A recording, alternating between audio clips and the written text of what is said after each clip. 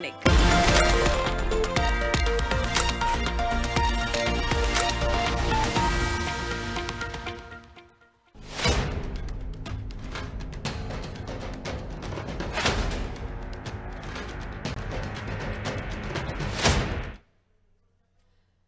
मैं हूं आपके साथ नैन्सी शर्मा और आप देख रहे हैं हमारा विशिष्ट कार्यक्रम छत्तीसगढ़ की बात हमारे साथ।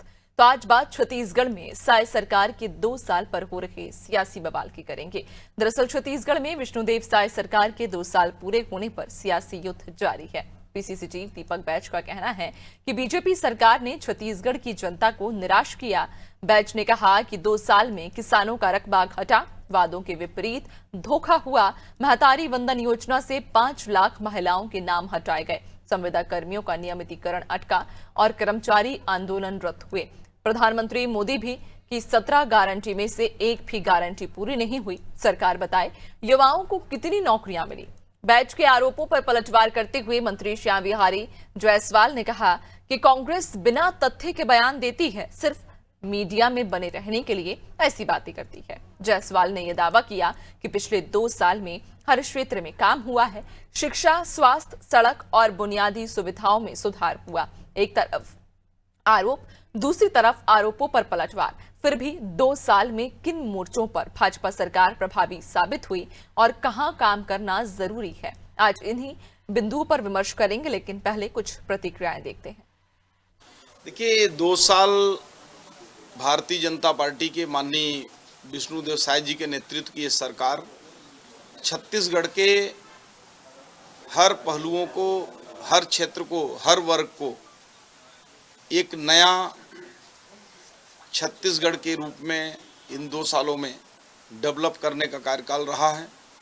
इस 2 सालों में चाहे महिलाएं हों, चाहे युवा हों, चाहे भूमिहीन मजदूर हों, चाहे तेंदुपत्ता संग्राहक हों, चाहे किसान हों, सर्वहारा वर्ग के लिए विकास के कार्य हुए हैं। चाहे हम शिक्षा के क्षेत्र में कह लें, या स्वास्थ्य के क्षेत्र में कह लें, या सड़कों के निर्माण में कह लें, ये वर्ष जो हमारा 2 साल पूरा हुआ, गरीबों के लिए, किसानों के लिए, महिलाओं के लिए, युवाओं के लिए ये समर्पित सरकार रही है। सर्वहारा वर्ग का इन 2 सालों में विकास हुआ है। देखिए, 2 साल पूरे होने से पहले ही छत्तीसगढ़ ने अपना रजत जयंती मनाया और रजत जयंती वर्ष एक ऐतिहासिक और भव्य रूप से माननीय प्रधानमंत्री जी की उपस्थिति में मनाया गया। देश के उपराष्ट्रपति महोदय भी इस कार्यक्रम में आए। तो निश्चित रूप से हमारा जो 2 साल की उपलब्धि है, उसमें छत्तीसगढ़ का रजत जयंती समारोह का भव्य रूप से होना और एक राष्ट्रीय स्तर पर छत्तीसगढ़ की चर्चा होना भी हमारी उपलब्धि रही है। सच्चाई तो है, आज प्रदेश की जनता कि कहीं भी जाके आप पूछ लीजिए कि जनता से बड़ा धोखा हुआ है, जनता से चूक हुई है कि इस सरकार को गलती से, धोखे से, झूठे घोषणा पत्र, झूठे वादे करके इस सरकार को लाए और ये सरकार बनी। लेकिन आज 2 साल में ही सरकार का पूरा भूत उतर गया और आज कहीं न कहीं जनता, आम लोगों में पछतावा है। आज भी चुनाव हो जाए, छत्तीसगढ़ की जनता वापस जनादेश लेगी। इसलिए कहीं न कहीं भारतीय जनता पार्टी को चुनकर छत्तीसगढ़ की जनता ने, मैं समझता हूँ, कहीं न कहीं चूक हुई है, जो आने वाला समय में 2028 में इसका भरपाई होगा। तो आज इसी मुद्दे पर चर्चा करेंगे। हमारे साथ खास पैनल जुड़ गया है। सबसे पहले परिचय आपको करा देते हैं। पुष्पेंद्र उपाध्याय बीजेपी प्रवक्ता हमारे साथ जुड़ गए हैं। प्रीति उपाध्याय कांग्रेस प्रवक्ता हमारे साथ जुड़ गए हैं और कुछ देर बाद पत्रकार भी हमारे साथ जुड़ेंगे। आप दोनों का ही सबसे पहले तो बहुत स्वागत है अनादि टीवी में। और चर्चा की शुरुआत मैं पुष्पेंद्र जी आपसे ही करना चाहूंगी, क्योंकि 2 साल साय सरकार को पूरे हो चुके हैं और अब विपक्ष ये आरोप भी लगा रहा है कि जो वादे उस समय किए गए थे कि बिजली बिल हाफ होगा, 500 रुपए में गैस सिलेंडर मिलेगा, तमाम जो वादे किए गए थे वो वादे धरातल पर नहीं दिख रहे हैं। विपक्ष लगातार आरोप लगा रहा है। सबसे पहले आपसे ही हम जानेंगे कि 2 साल में क्या क्या उपलब्धियां बीजेपी ने या साय सरकार की 2 साल में रही, और उन उपलब्धियों के दौरान क्या चुनौतियां आई आपको? विष्णुदेव साय सरकार 2 साल में बहुत महत्वपूर्ण और ऐतिहासिक फैसले लिए हैं। चाहे माताओं की बात करें, बहनों की बात करें, किसान की बात करें, युवाओं की बात करें, उद्योगपतियों की बात करें, निश्चित रूप से विष्णुदेव सरकार ने बहुत ही महत्वपूर्ण फैसले लिए हैं और बहुत ही अच्छा काम किया है। हमारी सरकार लगातार 2 वर्षों तक काम करते आई है। आपको बताते हुए मुझे हर्ष हो रहा है कि महतारी बंधन योजना का सरकार ने पूरी तरह से 70 लाख माताओं के खाते में सीधे 1000 रुपए की दर से सीधे उनके खाते में राशि ट्रांसफर की जा रही है, जिससे छत्तीसगढ़ की माताएं बहुत खुश हैं। दूसरी बात युवाओं की करें, इसके पहले कांग्रेस की सरकार थी, 2018 से लेकर 23 तक बहुत बड़ा पीएससी घोटाला हुआ था। हमारी सरकार ने वादा किया था जैसे ही हमारी सरकार आएगी इसकी जांच करेंगे। विष्णुदेव साय सरकार आई और सबसे पहला काम किया पीएससी घोटाले की सीबीआई जांच की। जितने भी अधिकारी दोषी पाए गए उनको सलाखों के पीछे रखा गया। अब हमारी सरकार युवाओं के लिए बहुत ही महत्वपूर्ण कदम उठा रही है। चाहे अपन बात करें आईआईटी की बात करें, आईआईएम की बात करें, हिदायतुल्लाह नेशनल लॉ यूनिवर्सिटी की बात करें, नालंदा परिषद की बात करें, तक्षशिला की बात करें, हमारी सरकार युवाओं के साथ खड़ी है, युवाओं के लिए काम कर रही है।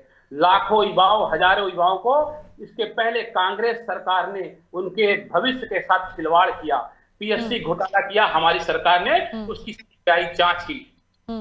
बाद 31 मार्च 2026 हमारे लिए बेहद खास दिन होगा जब छत्तीसगढ़ से नक्सलवाद पूरी तरह से खत्म हो जाएगा।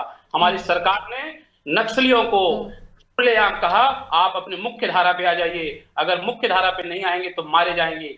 बहुत सारे लाखों करोड़ों के नक्सली जो इनामी घोषित किए गए थे उन्होंने सरेंडर किया और जो सरेंडर किया वो मारे गए। हमारी सरकार जो बोलती है वो करती है। हमने आपको बताते हुए खुशी हो रही है, हम अपनी आंखों से देखेंगे। लेकिन पुष्पेंद्र जी, विपक्ष तो ये आरोप भी लगा रहा है ना, विपक्ष कह रहा है, आप जिस तरह से कह रहे हैं कि महतारी वंदन योजना के तहत महिलाओं को कहीं ना कहीं उन्हें राशि दी जा रही है, जो उनसे वादा किया गया था वो राशि दी जा रही है, लेकिन विपक्ष ये भी कह रहा है, दीपक बैज का आपने बयान सुना हुआ होगा जिसमें वो ये कह रहे हैं कि महतारी वंदन योजना से ही 5 लाख महिलाओं के नाम भी काट दिए गए। 70 लाख महिलाओं को सीधे उनके खाते में 1000 रुपए प्रति माह के हिसाब से राशि हस्तांतरित की जा रही है। जो पात्र महिलाएं हैं, अगर मान लीजिए जो अपात्र होंगी उनको कैसे दिया जाएगा, जो पात्र की श्रेणी में आते हैं उनको सीधे उनके खाते में राशि हस्तांतरित की जा रही है। अभी हमारी सरकार पूरी तरह से माताएं, बहनें, युवाओं, व्यापारी, उद्योगपति सबके लिए पूरी तरह से काम कर रही है और हमारी सरकार, विष्णुदेव सरकार, बहुत ही अच्छे तरीके से 2 साल पूरा की हुई है। इसके पहले आपने देखा होगा आदरणीय देश के यशस्वी प्रधानमंत्री नरेंद्र मोदी जी छत्तीसगढ़ के 25वें स्थापना दिवस के अवसर पर आए थे। उन्होंने भी छत्तीसगढ़ की तारीफ करके गए। मोदी गारंटी जो मोदी जी ने कहा था विष्णुदेव सरकार ने पूरा किया था। हम सबका साथ, सबका विकास के साथ काम करते हैं। भारतीय जनता पार्टी जो कहती है वो करती है। इसके पहले मैं आपको बता दूं, भारतीय जनता पार्टी ने वादा किया था हम राम मंदिर बनाएंगे, हम धारा 370 हटाएंगे, और तीसरी बात, सबसे महत्वपूर्ण बात है छत्तीसगढ़ के लिए, हम लोगों के लिए बेहद खास होगा, छत्तीसगढ़ के एक एक निवासियों के लिए बेहद खास होगा 31 मार्च 2026 जब पूरी तरह से छत्तीसगढ़ से नक्सलवाद मुक्त हो जाएगा। हम लोगों के 31 मार्च 2026 का इंतजार है। भारतीय जनता पार्टी ठीक है, बिल्कुल बिल्कुल, और बहुत बधाई भी, क्योंकि नक्सलवाद की दिशा में तो हम देख रहे हैं कि छत्तीसगढ़ ने बहुत अच्छा काम किया है। प्रीति जी की ओर हम रुख कर लेंगे। प्रीति जी लगातार हमारे साथ कांग्रेस प्रवक्ता हैं, जुड़ी हुई हैं। प्रीति जी, आपसे ये जानना चाहूंगी, चूंकि हमने उपलब्धियां तो जान ली, उपलब्धियां बताने के लिए हमारे पास पुष्पेंद्र जी थे जिन्होंने 2 साल का पूरा ब्यौरा दे दिया कि क्या इस दौरान छत्तीसगढ़ में हुआ, कितने विकास हुए और साय सरकार की क्या उपलब्धियां रही। लेकिन दूसरा पहलू जानने के लिए आपसे ये सवाल करना बहुत जरूरी हो जाता है कि विपक्ष के नाते आपने छत्तीसगढ़ में इन 2 सालों में कितना विकास देखा। नैन्सी जी, वो एक डायलॉग है बॉलीवुड का कि हम जो करते हैं वो तो कभी नहीं करते हैं और जो कहते हैं वो तो बिल्कुल भी नहीं करते। उसको थोड़ा सा ट्विस्ट करना पड़ेगा यहाँ पे। मोदी की गारंटी यानी किसी भी बात के, किसी वादे को पूरा नहीं होने की गारंटी हो चुकी है। ये बात कर रहे थे अपने फ्लैगशिप योजना महतारी वंदन की। 3 करोड़ पॉपुलेशन में 1.5 करोड़ के लगभग महिलाएं हैं। पात्रता की बात ये थी कि वादे जब दिए जा रहे थे, जब बड़ी बड़ी घोषणाएं कर रहे थे ये, तब तो कह रहे थे मुख्यमंत्री की पत्नी को भी मिलेगा, फिर उसे पात्रता में बांध दिया गया। पात्रता के बावजूद जिनको मिलना, जिन महिलाओं का हक था मिलना शुरू हुआ, उन्हें 1,000 रुपए उसमें से नाम काटने शुरू हो गए। आज 5-7 लाख महिलाएं तकरीबन ऐसी हैं जो दर दर भटक रही हैं अपना हक मांगने के लिए। ये तो हुई इनके फ्लैगशिप योजना और महिलाओं के प्रति हुए अन्याय की बात। महिलाओं की बात करें तो महंगाई की बात करनी पड़ेगी। 500 रुपए सिलेंडर, मोदी की गारंटी थी, कहाँ है? कोई अता पता नहीं है। महिलाओं को छला इन्होंने। युवाओं की बात कर रहे थे, ये व्यवसायी की बात कर रहे थे, व्यवसायी पर पहले आते हैं। अभी अभी गाइडलाइन दरों में आपने देखा किस तरह से बढ़ोतरी हुई, और ये पलटी बात सरकार हर बात में फिर पलटने का, पहले बड़े घोषणाएं करती है, फिर पलटने का नाटक भी करती है, और दरअसल राहत नहीं पहुंचाती है जिस तरह का राहत देना चाहिए। व्यवसायी सड़क पर आ गए, प्रदेश अध्यक्ष इनके बाकायदा घेरे गए थे, पूरा घेर लिया गया था व्यापारियों ने उन्हें। ये शायद भूल गए हैं, अभी कुछ दिन पहले का ही बात है जब 2 साल इनके पूरे हुए। ना तो इनसे कोई महिलाएं खुश हैं, ना व्यवसायी खुश हैं। किसानों की बात करें, धान खरीदी, टोकन नहीं मिल रहा, सिस्टम डाउन रहता है, हर तरह से किसान भी त्रस्त हैं। इनसे कौन है इस पूरे प्रदेश में जो आज एक भी जनता में आवाज उठ करके आ जाए कि हाँ, हम 2 साल में हमारे लिए इस सरकार ने बहुत कुछ किया है। मोदी की गारंटी यानी वादे पूरे न होने की गारंटी हमने 15 लाख का जुमला में भी देखा। हमने डॉलर बनाम 40 रुपए का जो वादा था वो आज 90 पार हो गया, उसे भी देखा है।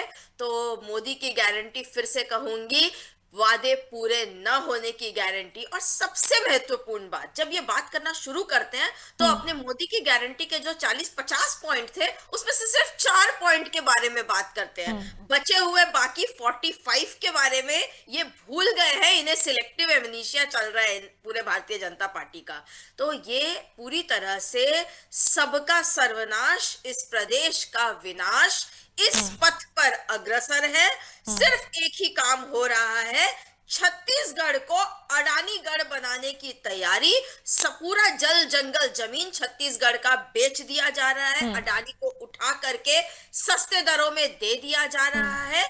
और हमारे आदिवासी भाई बहन जो जेल में आदिवासी है लेकिन उन्हें नक्सली बोल करके ठूस दिया गया है, उनके लिए इनके पास कोई नीति रीति नहीं है। तो ये सबको ठग रहे हैं, सबको छल रहे हैं, और सिर्फ छत्तीसगढ़ को अडानीगढ़ बनाने की कोशिश में लगे हुए। ठीक है, जवाब ले लेते हैं। पुष्पेंद्र जी, आपने सुना होगा लगभग सभी मुद्दों पर प्रीति जी ने अपना पक्ष तो रख दिया। देखिए, आपसे जाना था कि क्या उपलब्धियां हैं, उन्होंने अब विपक्ष के नाते ये बता दिया कि उन्हें क्या उपलब्धियां नहीं दिखाई दी या क्या खामियां उन्हें दिखाई दी। हर मुद्दे पर उन्होंने बात की, जल जंगल जमीन से लेकर किसान से लेकर व्यवसाय से लेकर रोजगार से लेकर शिक्षा तक, हर मुद्दे पर उन्होंने बात की है। आपसे भी मैं यही जानना चाहूंगी, देखिए शुरुआत में जिस तरह से आपने भी ये जिक्र किया था कि महतारी वंदन योजना के तहत महिलाओं को पैसा दिया जा रहा है, जो सवाल मैंने आपसे किया वही जो बात है प्रीति जी ने भी उठाई कि लगभग 5 लाख जो महिलाएं हैं उनके नाम काट दिए गए हैं। अब ये कह रहे हैं कि वो महिलाएं अपात्र हैं। सबसे पहला सवाल ये कि क्या 5 लाख महिलाएं अपात्र हैं? ये इतनी बड़ी संख्या में अगर अपात्र महिलाएं आई तो ये क्या फॉर्म भरते टाइम क्या जो लोग वहां पर थे उनकी लापरवाही नहीं रही? दूसरा सवाल, जिस तरह से कह रहे हैं कि पलायन जो एक बड़ा मुद्दा रहा है, और रोजगार जिस तरह से वादा किया गया था कि रोजगार दिया जाएगा, शिक्षा एक बुनियादी मुद्दा है, लेकिन दूसरी तरफ हम देख रहे हैं कि स्कूलों को मर्ज कर दिया गया। स्कूलों को मर्ज किया गया तो वहां पर जो फैकल्टी थी, जो स्कूल में शिक्षक थे या जो स्टाफ था, वो कम हो गया। रोजगार की बात की जाती है तो रोजगार में भी हम स्थिति देख ही रहे हैं। दूसरी तरफ जिस तरह से उन्होंने एक और मुद्दा उठाया था महिलाओं के अलावा भी, आपसे सबसे पहले मैं इन्हीं मुद्दों पर जवाब लेना चाहूंगी। आप इन पर अपना पक्ष पहले स्पष्ट कीजिए। देखिए, प्रीति जी बोल रही थी, मैं बहुत ही धैर्यपूर्वक सुन रहा था। एक कहावत है, प्रीति जी सर्वनाश और विनाश की बात कर रही थी, तो हम लोग सर्वनाश और विनाश की बात नहीं करते हैं, हम सर्वे भवन्तु सुखिना की बात करते हैं। तो प्रीति जी को मैं बताना चाहता हूं कि सब सुखी रहें, सब निरोग रहें, किसी का भी दुख ना हो, किसी को तकलीफ ना हो। हम सर्वनाश और विनाश की बात नहीं करते।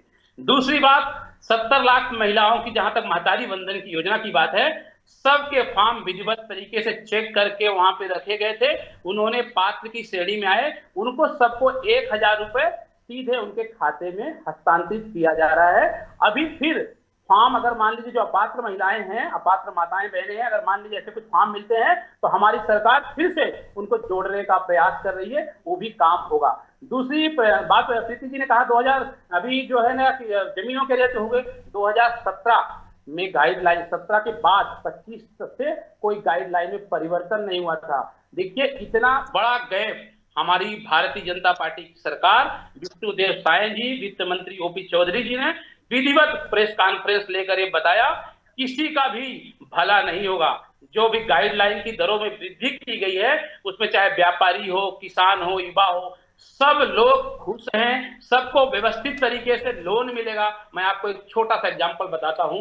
अगर मान कोई एक सामान्य व्यक्ति है 2000 फीट का प्लाट लेता है, उसको लोन कहां से मिलेगा? इसके पहले लोन नहीं मिल पाता था। अगर मान लीजिए अपन किसानों की बात करें, उनके जमीनों से बड़े बड़े प्लांट निकल जाते थे, रोड माला घोटाला हुआ।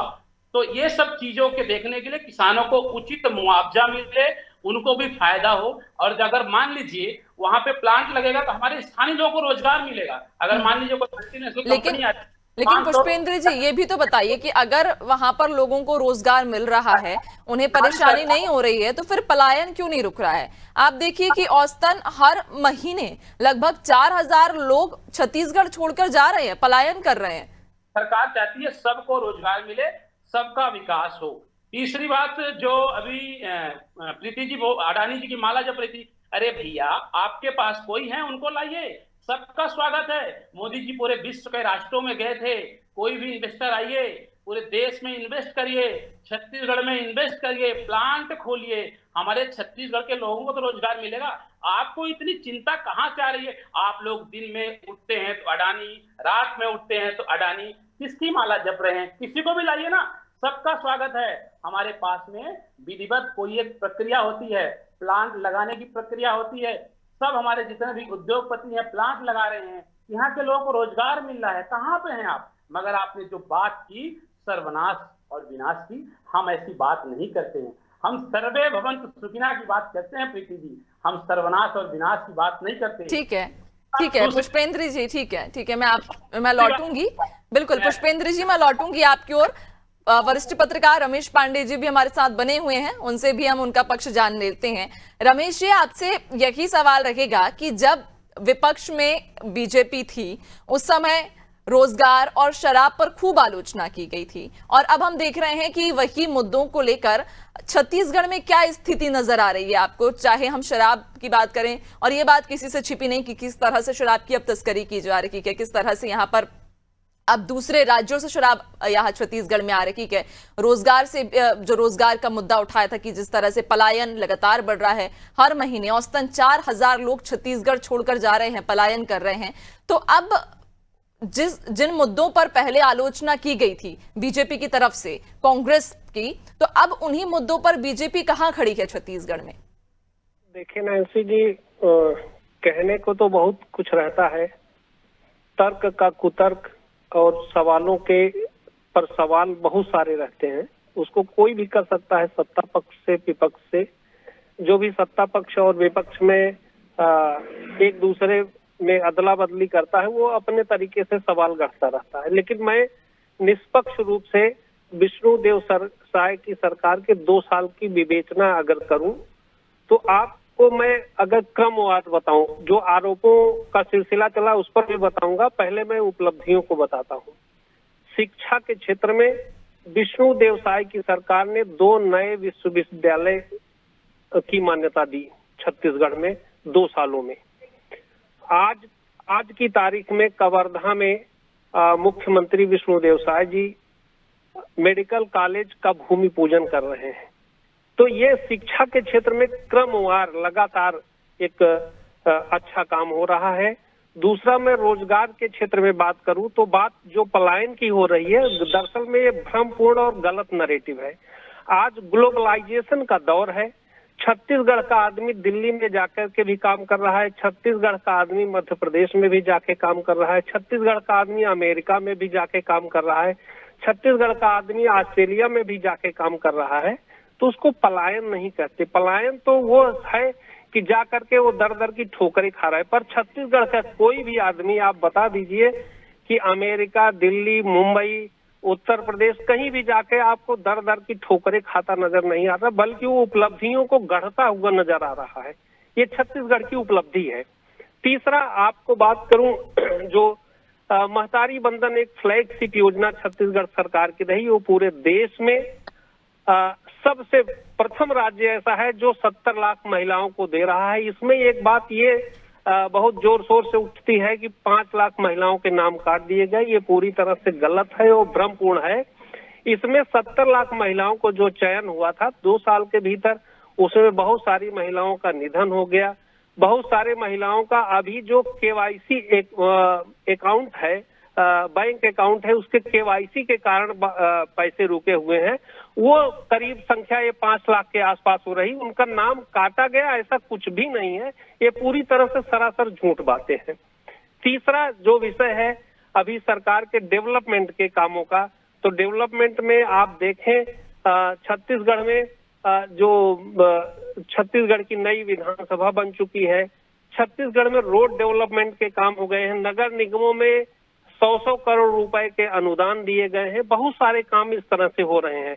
तीसरा जो मसला अभी ये चल रहा है कि अडानी को दे दिया जा रहा है, ये कर दिया जा रहा है, वो कर दिया जा रहा है, तो ये भी एक गलत नरेटिव बनाया जा रहा है। अडानी भी तो भारत देश का सपूत है और भारत देश को आगे बढ़ाने के लिए दिन रात मेहनत कर रहा है, लाखों लोगों को रोजगार पैदा कर रहा है। अगर उसके लिए कोई काम हो रहा है, कोई काम वो कर रहा है, जैसा पुष्पेंद्र जी ने बताया कि अगर कोई दूसरा आदमी है वो भी आए, उसका भी स्वागत है। केवल अडानी ही नहीं, अगर देश के बड़े बड़े उद्योगपतियों को अगर आप सूची देखें तो उसमें हजारों लोग ऐसे हैं जो अडानी से इतर है, उनका नाम अडानी से कहीं नहीं जुड़ा हुआ है।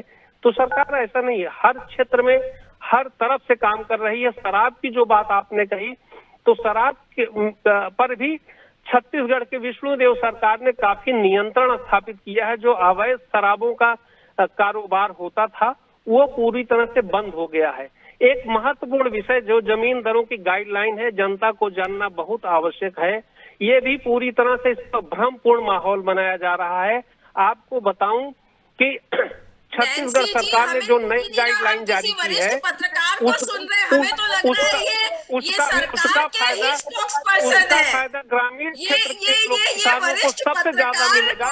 अगर कोई योजना चलेगी तो वहाँ पर उसको मुआवजे के दर में अधिक वृद्धि करके प्रीति जी उन्हें अपनी बात पूरी तो करनी दीजिए, पहले उन्हें अपनी बात पूरी करनी दीजिए। इनके शब्दों के चयन यहाँ तक कि प्रीति जी, पुष्पेंद्र जी, आप इस तरह से आप करेंगे, देखिए चूंकि समय भी कम है, आप इस तरह से करेंगे तो किसी की बात स्पष्ट नहीं हो पाएगी। आप उन्हें अपनी बात रखनी दीजिए। उन्होंने अपनी बात की शुरुआत में ही ये कहा था कि पहले मैं उपलब्धियां बताऊंगा, फिर मैं उसके बाद में। प्रीति जी, आप बात को समझिए। उन्होंने कहा था कि पहले उपलब्धियां हम बताएंगे, उसके बाद में क्या काम नहीं हुआ, क्या कमी है, उस पर भी हम आएंगे। देखिए प्रीति जी, पुष्पेंद्र जी, आपसे मेरा आग्रह है, देखिए इस तरह से बात नहीं हो पाएगी और चूंकि समय का भी हमारे पास बहुत अभाव है, समय हमारा हो चला है, तो चर्चा को हम आगे नहीं बढ़ा पाएंगे। लेकिन जिस तरह से रमेश जी अपनी बात रख रहे थे, उन्हें अपनी बात रखने का भी मौका मिलना लाजमी था। बहुत शुक्रिया आप सभी का हमारे साथ जुड़ने के लिए, चर्चा के लिए। तो आपको बताते चलें कि छत्तीसगढ़ में साय सरकार के 2 साल पूरे हो चुके हैं और अब बहस इसी बात पर छिड़ी है कि आखिरकार इन 2 सालों में साय सरकार में क्या काम हुआ, क्या काम नहीं हुआ, और जो वादे सरकार में आने से पहले किए गए थे, क्या वो वादे पूरे हुए या नहीं हुए। और अब इसी मुद्दे पर बहस छिड़ी हुई है, जहां विपक्ष लगातार सरकार को घेरने की कोशिश कर रहा है, तो वहीं सरकार की तरफ से अपने पक्षों को रखा जा रहा है कि इन 2 सालों में कौन कौन सी उपलब्धियां रही, कितने काम छत्तीसगढ़ में किए गए, छत्तीसगढ़ की जनता के लिए क्या काम साय सरकार ने अपने कार्यकाल में किया है। इसी के साथ फिलहाल इस खास कार्यक्रम में इतना ही। बने रहिए नादी टीवी के साथ, दीजिए इजाजत, नमस्कार।